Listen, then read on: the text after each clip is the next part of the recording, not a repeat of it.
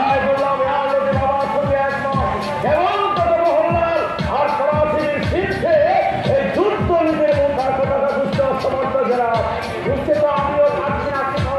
শত্রুর মধ্যে তো নয় দেখাবো না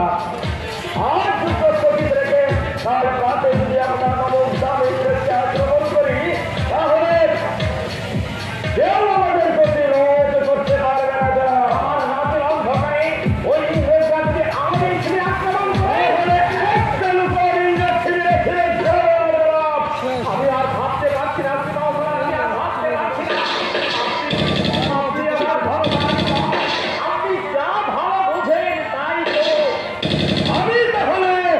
যুদ্ধ বিরতির আদেশ প্রচার করছি জাহাপনা আদেশ প্রচার করছি মির্জাফরের গুরুবি সন্ধি বুঝিয়ালিয়া মোহনলাল আর সিংহের আক্রমণে ক্লাইভ যখন অভিষ্ট হয়ে উঠেছে তাই মির্জাফর ক্লাইভের অনুরোধে ক্লাইভকে স্বস্তি দেওয়ার ব্যবস্থা করেছে পলাশি যুদ্ধের শেষ সিদ্ধান্ত হয়ে গেল আলিয়া পরাজয়ের অর্থ কি জানো বাংলার স্বাধীনতা লোক হঠাৎ কামানের আওয়াজ থেমে গেল কেন? যুদ্ধ আর হবে না মির্জাফরের আদেশ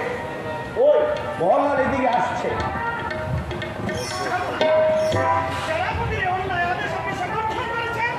কি করতে পারতাম রাজা মোহনলাল আর বেশি করে আমাদের সামনে দাঁড়াতে পারতো না তাকে এখনই সন্ধির প্রস্তাব পাঠাতে হতো তুমি বলো এক কথা মির্জাফর বলেন ভিন্ন আমি কার কথা বিশ্বাস করি মির্জাফর সেনাপতি তাই তারা বেশি বিশ্বাসযোগ্য এই আমার তরবারি হইল জাহাপনা বিশ্বাস সন্তান নেতৃত্বে যুদ্ধ করা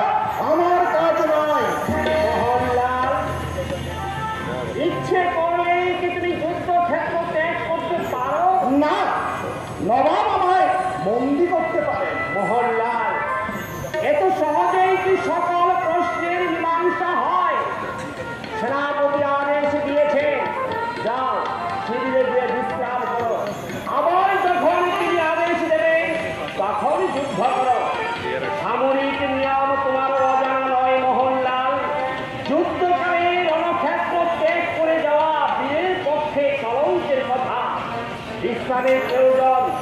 তাই সেনাপতি বিশ্রামের অবসর দিয়েছেন যাও শিবিরে যাও